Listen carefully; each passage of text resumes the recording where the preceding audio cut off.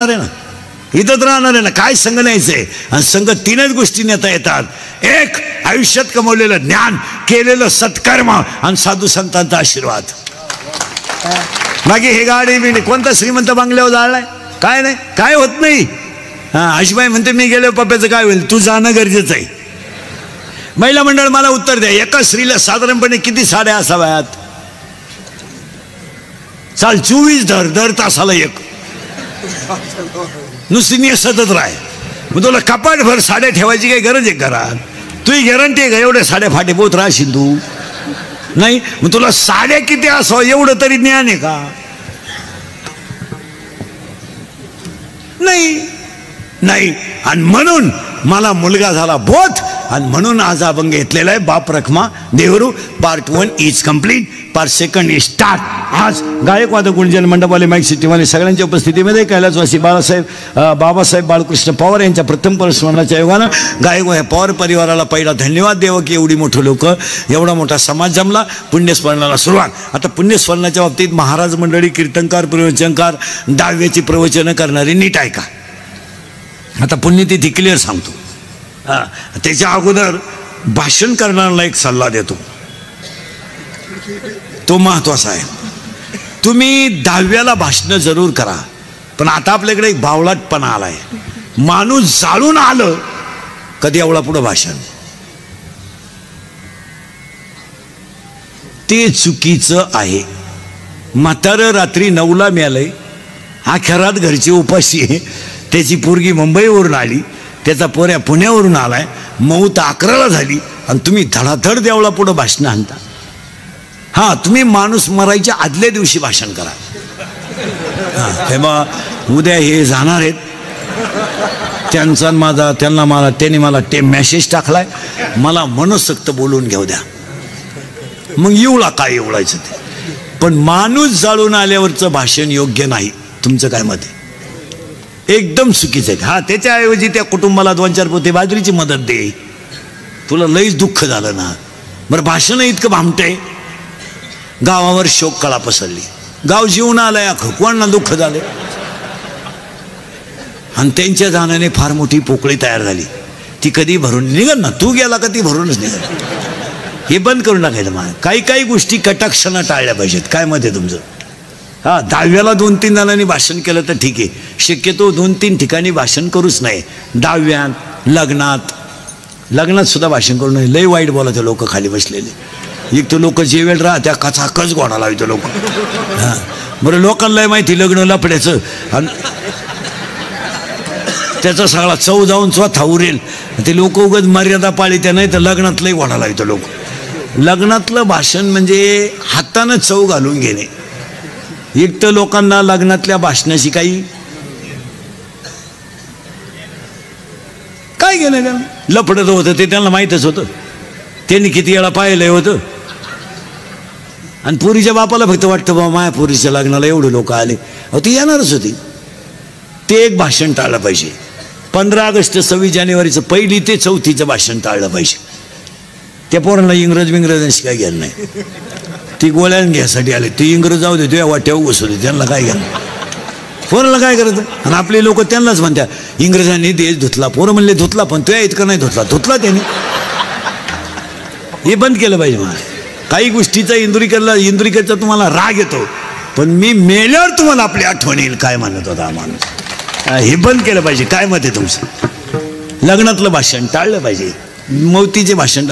आणि माणूस मेल्यावर काय जरा नीट ऐका. आता महाराज मंडळी नीट ऐका. 10व्याचे प्रवचन करणारे उगत मी केलं, तो काय केलं काय तो अय काय म्हणते आपण? हे नाही हो नाही. 3 वाक्य घरी जाताना घेऊन जा. काही झालं तरी तुम्ही मी मरणार. लय वळवळ करू नका. हे सगळं क्षणिक आहे, क्षणिक. हां, क्षणिक आहे, क्षणिक. आणि क्षणिकाला शब्द आहे ज्ञानेश्वरीत अज्ञान. आणि तुम्ही मी सगळे कशात आहेत? अज्ञानात आहे. हो, आणि अज्ञान जर आलं ना, आणि मारामारी करणं. आता एखाद्याला म्हणलं तुला कीर्तन संपल्यावर 3 लाख देतो इंदुरीकर बोकस, मग शिंदो बॉक्सायला काय मागे. पण ते 3 लाख खर्चायचे कवा? माणसाकडे विचार नाही राहिले. दोन भावांची मारामारी बांधावरून झाली, पोलीस स्टेशनला केस गेली, दोघांनी तक्रार दिली, पोलिसांना दोघांचे 50,000 घेतले आणि पोलीस फक्त म्हणला परत असं करू नका, 1 लाखाला. काय अज्ञानी लोक आहे महाराज, काय अज्ञानी. हो, माणसं फक्त तुम्हाला कपडे घालून दिसतात महाराज, नाही तर माणसं संपलेले. अरे शमीन बिमीन ती इथंच राहणार आहे ना, इथंच राहणार आहे ना. काय संघ न्यायचंय? आणि संघ 3च गोष्टी नेता येतात. एक, आयुष्यात कमवलेलं ज्ञान, केलेलं सत्कर्म आणि साधू संतांचा आशीर्वाद. बाकी हे गाडी बिडी कोणता श्रीमंत बांगल्यावर जाळलाय? काय नाही, काय होत नाही. आशबाई म्हणते मी गेलो पप्प्याचं काय होईल, तू जाणं गरजेचं आहे. महिला मंडळ मला उत्तर द्या, एका स्त्रीला साधारणपणे किती साड्या असाव्यात? चाल 24 दर तासाला एक. नुसती नेसतच राह. मग तुला कपाटभर साड्या ठेवायची काही गरज आहे घरात? तुझी गॅरंटी आहे का एवढ्या साड्या फाटे पोत राहशील तू? नाही. मग तुला साड्या किती असावं एवढं तरी ज्ञान आहे का? नाही नाही. आणि म्हणून मला मुलगा झाला बोध, आणि म्हणून आज अभंग घेतलेला आहे. बाप रखमा देवरू part 1 is complete, part 2 is start. आज गायक वादक गुंजन मंडपवाले माईक सिटीवाले सगळ्यांच्या उपस्थितीमध्ये कैलासवासी बाबासाहेब बाळकृष्ण पवार यांच्या प्रथम परस्मरणाच्या योगानं गायक ह्या पवार परिवाराला पहिला धन्यवाद द्यावं की एवढी मोठं लोक, एवढा मोठा समाज जमला. पुण्यस्मरणाला सुरुवात. आता पुण्यस्मरणाच्या बाबतीत महाराज मंडळी, कीर्तनकार, प्रवचनकार, दहाव्याची प्रवचनं करणारी नीट ऐका. आता पुण्यतिथी क्लिअर सांगतो. त्याच्या अगोदर भाषण करणाऱ्याला एक सल्ला देतो, तो महत्वाचा आहे. तुम्ही 10व्याला भाषण जरूर करा, पण आता आपल्याकडे एक बावळटपणा आलाय. माणूस जाळून आलं कधी एवढा पुढं भाषण, ते चुकीचं आहे. म्हातारं रात्री 9ला मिळालंय, अखेरात घरची उपाशी आहे, त्याची पोरगी मुंबईवरून आली, त्याचा पोऱ्या पुण्यावरून आलाय, मौत 11ला झाली, आणि तुम्ही धडाधड देवळा पुढं भाषण आणता. तुम्ही माणूस मरायच्या आदल्या दिवशी भाषण करा. हे बा उद्या हे जाणार आहेत, त्यांचा माझा त्यांनी मला ते मेसेज टाकलाय, मला मनसक्त बोलून घेऊ द्या. मग एवढा काय एवढायचं ते. पण माणूस जाळून आल्यावरचं भाषण योग्य नाही. तुमचं काय मत आहे? एकदम चुकीचं आहे. त्याच्याऐवजी त्या कुटुंबाला 2-4 पोते बाजरीची मदत दे. तुला लईच दुःख झालं ना. बरं भाषण इतकं भामटंय, गावावर शोक कळा पसरली, गाव जीवन आलंय, कोणाला दुःख झालं. आणि त्यांच्या जाण्याने फार मोठी पोकळी तयार झाली. ती कधी भरून निघल ना, तू गेला का ती भरूनच निघल. हे बंद करून टाकायचं. मला काही गोष्टी कटाक्षानं टाळल्या पाहिजेत. काय मत आहे तुमचं? 10व्याला 2-3 जणांनी भाषण केलं तर ठीक आहे. शक्यतो 2-3 ठिकाणी भाषण करूच नाही. 10व्यात, लग्नात सुद्धा भाषण करू नये. लय वाईट बोलत लोक खाली बसलेले. एक तर लोक जेवेल त्या कचाकच घोडा लावतो लोक. बरं लोकांना माहिती लग्न लफड्याचं, आणि त्याचा सगळा चव जाऊन स्वतः उरेल. ते लोक उगाच मर्यादा पाळी त्या, नाही तर लग्नातलंही घोडा लावतो लोक. लग्नातलं भाषण म्हणजे हातानं चव घालून घेणे. एक तर लोकांना लग्नातल्या भाषणाशी काही काय गेलं, त्यांना लफडत होतं ते त्यांना माहीतच होतं. त्यांनी किती वेळा पाहिलंय होतं. आणि पोरीच्या बापाला फक्त वाटतं बाबा माया पोरीच्या लग्नाला एवढे लोक आले, ती येणारच होती. ते एक भाषण टाळलं पाहिजे. 15 ऑगस्ट 26 जानेवारीचं 1 ते 4थीचं भाषण टाळलं पाहिजे. त्या पोरांना इंग्रजांशी काय घ्यायला नाही.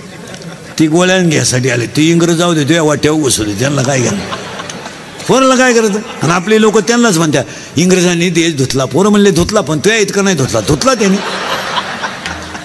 हे बंद केलं पाहिजे. मला काही गोष्टीचा इंदुरीकरचा तुम्हाला राग येतो, पण मी मेल्यावर तुम्हाला आपली आठवण येईल काय म्हणत होता माणूस. हे बंद केलं पाहिजे. काय मत आहे तुमचं? लग्नातलं भाषण टाळलं पाहिजे, मौतीचे भाषण. आणि माणूस मेल्यावर काय काय जरा नीट ऐका. आता महाराज मंडळी नीट ऐका. 10व्याचे प्रवचन करणारे उगाच नदीवर लोक लाईत लागू बसू नका. सोमवारी मरणं पवित्र नाही. सोमवारी मरणं पवित्र नाही. एकादशीला मरणं पवित्र नाही. माळकरी सुद्धा नीट मरतात असा नियम नाही. असं काही डोकं वापरीत नका जाऊ. आता मी माळकरी आहे, पोपटावानी बोलतो. मरायचं नाही, मला अंड्याची पोळी मागू शकतो, त्याचं काय सांगतात ते. अशा काही टापा नाही आणायच्या. काही लोक म्हणले त्यानं काशी केली ती. काशीचा नियम असा आहे, काशीला गेल्यावर परत जिवंत गावात यायचं नसतं.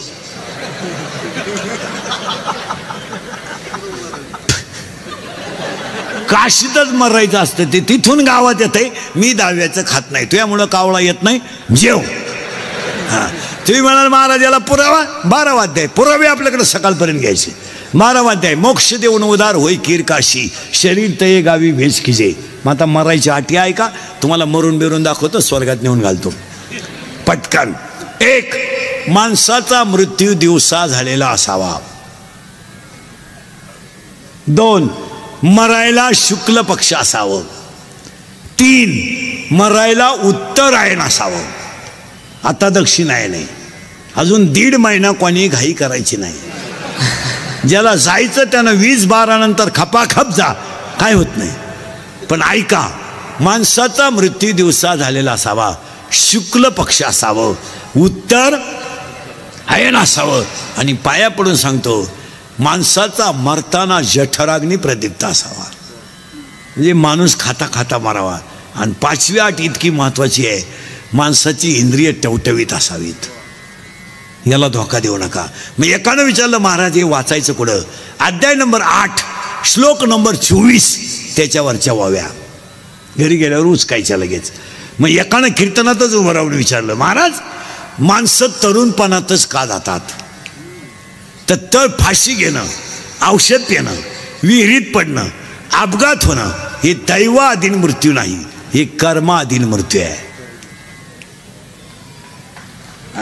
आपल्याला माहिती आहे ना, आपण चोरून लाईट घ्यायले, मग खोक्यात बोर्ड घालायची काय करा? आपल्याला माहिती आहे ना, आपण पेले, मग झक मारायची, गाडी साईडला लावून झोपायचं ना. आपल्याला माहिती आहे ना, आपल्याला ढुकला यायला लागला, आपण गाडी साईडला लावून झोपून घ्या. अपघात होण्याचं कारण काय? आणि हे जे मरणं हे देवाचं नाही. ट्रक खाली उभ्या, ट्रक खाली गेला तो. मग एकानं कीर्तन जिजल महाराज तरुणपणात का जातात? त्याचं उत्तर अध्याय नंबर 18 ओळी नंबर 100. देहाच्या गावा आलिया, जन्म मृत्यूच्या सोहळ्या, ना म्हणू नये धनंजया जया परी. तुमच्या कपाळावर जेवढं सटवीनं औषध, कोरोनाने पहा मारा तुम्ही, कोरोनाने एवढा धोका दिला, पण ज्या लोकांची गावाला गरज होती ती लोक नेले हो. भजनी बिजनी पार नेले हो. आणि ज्यांना अख्खं गाव कटाळलं होतं, हा येतो म्हातारं दवाखान्यात नेल्या गाव, अख्खं गाव म्हणायचं ते परत येणार नाही. आलंच बा. 3ऱ्याच दिवशी गावात राम राम, कस काय ठणठणीत. आता माळबीळ काढली, अंडे बिंडे हाणतोय, ओके. काय बा, देवाने कला केली. चांगली चांगली माणसं, सप्त्याचा कारभार करणारी, जत्राचा कारभार करणारी नेली हो. आणि ज्यांनी गावांचा बोंग्या केला ते ठुल्या. आमची टोळी पार कमी केली भजन्यांची, लई मग भजने मेली. कोणतरी झक मारली, अंडे खाल्यावर कोरोना होत नाही. लोकांनी वांगे दिले सोडून, हा ना अंडी कचाकच माळा तोडल्या. बरं ती माळ तोडीत नव्हतं, त्याची बायको खोडीची. काढा काढा, तुम्ही गेले आम्हाला कोण आहे बाई, काढा काढा.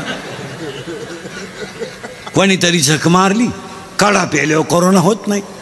लोकांनी दूध दिलं सोडून, हान काढा, तांब्यानं काढा.